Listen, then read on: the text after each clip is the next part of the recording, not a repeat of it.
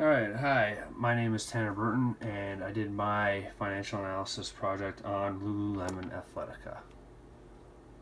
So, a little bit about the athletic apparel industry. Since the creation of sporting events, there has been athletic apparel. The only difference is over time, what changes is the ability for athletic apparel companies to continue to create a product that is of high performance, value, and comfortability. Different sports have requirements for different movements, and there's different weather conditions as well for different sports. So, hence, the different types of fabric is important for the innovating industry. Years ago, for example, years ago, before the development of new textile materials, swimmers were wearing materials that were highly absorbent, making them heavier and slower in the pool. Since then, new developments have made synthetic athletic apparel that allows swimmers to stay light and quick through the competition. The athletic apparel is even taking over in the fashion world. More women are starting to move from the denim style of Abercrombie and Fitch to the athletic style with the newly famous yoga pant and zip-up hoodies. The market has expanded from strictly sporting attire to everyday wear for both men and women. The athletic apparel is comfortable and now trendy with new designs.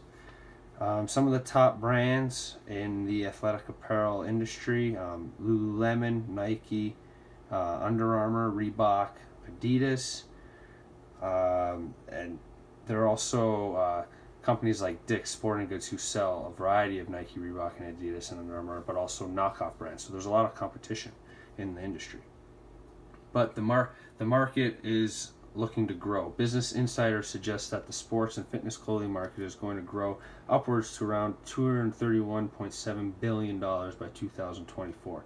Analysts suggest that the growth of the market is spiking due to the amount of growing population participating in healthier lifestyles, sports, and fitness activities. So, the history of Lululemon Athletica. So, Athletica was founded by a guy named Chip Wilson in Vancouver, Canada in 1998. Their main niche is yoga pant, yoga-inspired technical athletic apparel for both men and women.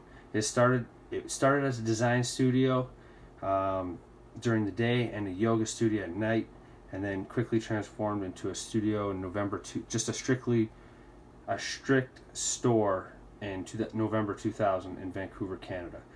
The vision for the store was to create something more than just clothes to sweat in. Their vision was to create a community of people where they could learn, discuss, and practice physical aspects of healthy living, mindfulness, and living a life of possibility. So all is good, but every company's with their hard times. So Lululemon has been one of the top yoga clothing producing companies in the world. They are not without their hard times. Founder Chip Wilson has been on record several times for odd remarks that he had released in the media. They also had to recall a bunch of products. About 6% of the yoga pants were recalled due to material that had been see-through through different yoga positions. They also had to recall around 320,000 women's tops due to dangerous hoodie drawstrings that were installed. So, Chip Wilson's odd remarks and this kind of bad, you could say, bad publicity kind of forced him to sell his stake with the company, which was worth $1 billion, and eventually ended his association with Lululemon. Christine Day took over as CEO in 2012. The products that they sell, again, yoga attire. Typically, Lululemon charges from $20 to $30 more for a pair of yoga pants than Gap Incorporated. Women will typically spend the extra money for the Lululemon brand name to feel part of the company's family cult, which they instill on their customers. A pair of yoga pants normally sells for around $98 at Lululemon. Their channels of operations, they channel out of a brick and mortar store, there's 404 company operated stores worldwide, and they also have a strong online base. So their risk factors, I'm just going to list them off. Maintaining their image, is a risk factor for them. Quality of their products, as you can tell, because they had to recall some, that's a risk factor. Competition, Nike, Adidas, Under Armour. Suppliers and manufacturers. Economic recession, because they're a top brand. You know, the economic recession could, you know, take away from customers spending money on luxury goods, as they see themselves as a luxury company. You know, fail to keep up with times and innovate their products. Online channel failures, online stores go down. Rapid growth, if they grow too fast, can they keep up with the demand? Foreign currency exchange, because they're worldwide. And government regulations, again, because they're worldwide. Okay. So their financial analysis part. So I decided to create a discounted cash flows to kind of predict their future value of the company and their value right now, and see if I can get the intrinsic value of the shares to match what they're currently selling for. So using Lululemon's financial statements found on the SEC website, I was able to calculate their cash flow for the fiscal year of 2017. I used this as the initial cash flow, which is around $331 million was their cash flow. So the growth rate was calculated through analyzing Lululemon's horizontal analysis from previous year. Researchers from the NASDAQ website was also used to come up with the growth rate around 13% for the next 5 years. The terminal rate I use is the assumption that the company beyond the next 5 years will grow at 4%. The terminal growth rate is very unlikely to surpass the economic growth rate of the entire market, so which is usually between 2 and 5%. So I've made the assumption of 4% because Lululemon has been rapidly growing through the recent years and shows no sign of slowing down. Therefore, I have them pegged on the higher end of the terminal growth rate range. The market assumptions in my model are based on research and analysis. The risk-free rate was assumed based on the Treasury bill rate in the U.S. The market risk premium rate is based on the risk-free rate subtracted from the compound annual growth rate, which comes to roughly around 6%.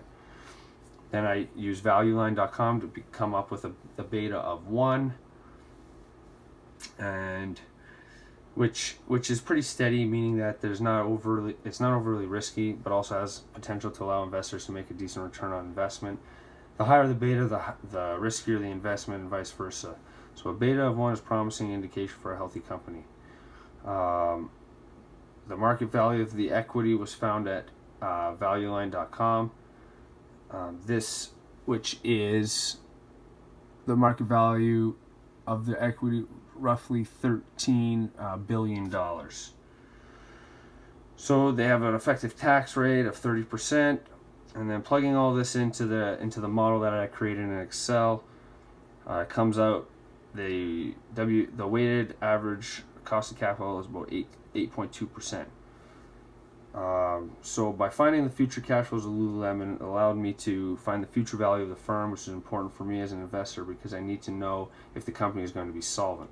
By finding the present value of these future cash flows allows me to determine the value of the firm today and compare it to other companies in the industry to judge performance and where my money is going. I see that so I had the firm value come out around $12.9 billion, and which is also equal to the equity value because they're an all equity firm. They don't have any long-term debt.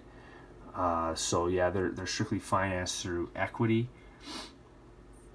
and then all of that coming out to an intrinsic value per share of about $95.84, and then I looked that up to compare it to what they're currently selling for on the market, and it was within 50 cents.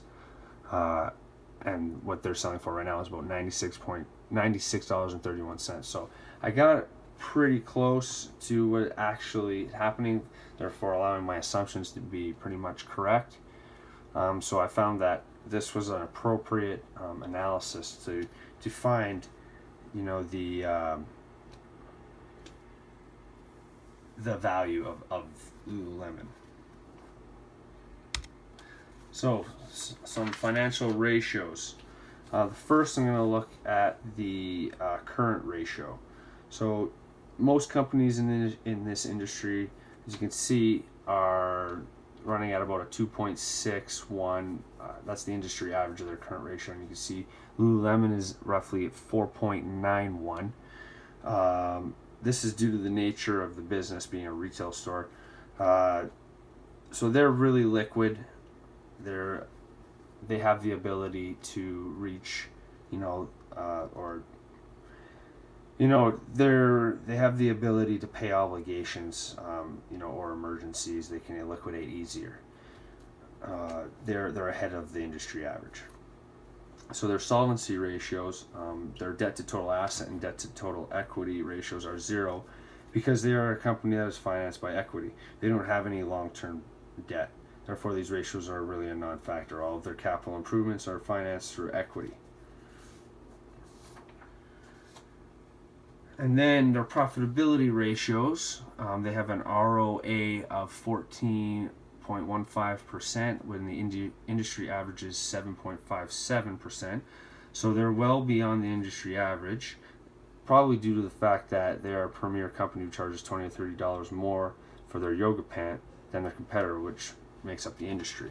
So they're getting more on their inventory than their competing companies, because they're a premier company. Their return on equity is below industry averages.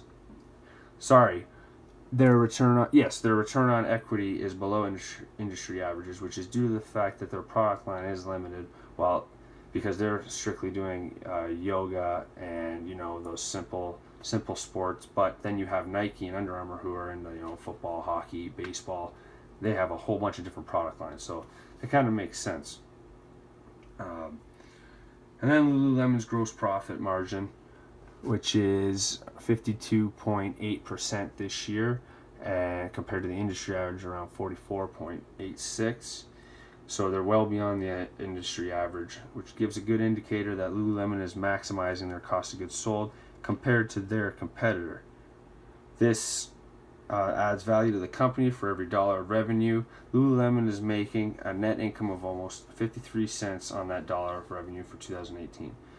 This is an indicator of a healthy company, because it shows that the company is focusing more on their company value and purchasing power rather than cutting costs to make profits.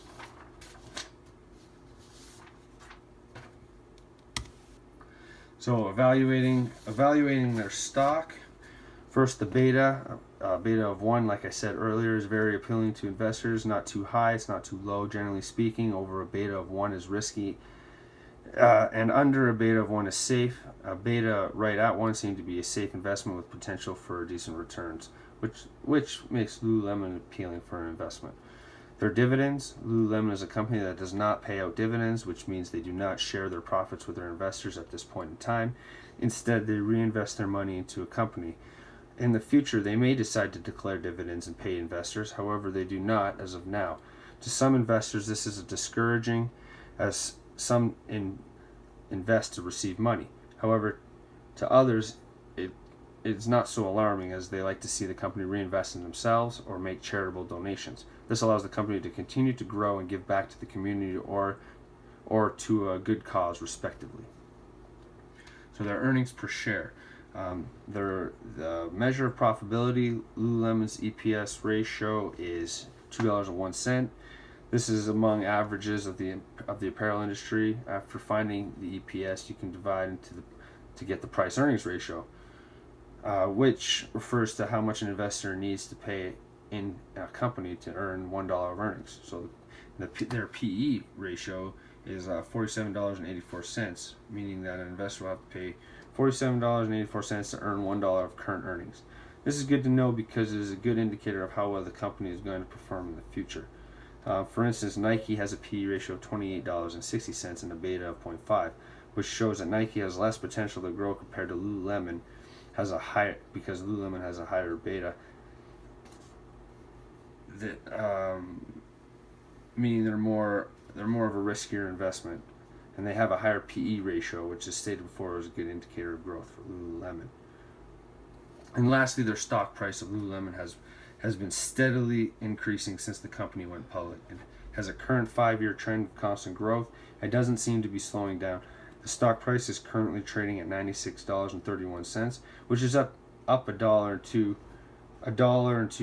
from its previous close at 95. When the stock first started trading, their IPO was $18 per share. There has been significant increase since their IPO, and the indicators show that they may continue to grow. And over the past year, Lululemon has increased their stock price by roughly $42 compared to Nike's stock price, which has only increased $10. So there's a lot of growth there as well. So lastly, the question is to invest or not to invest. And I determined yes, I would invest in Lululemon based on the findings of this report. Their financials are good.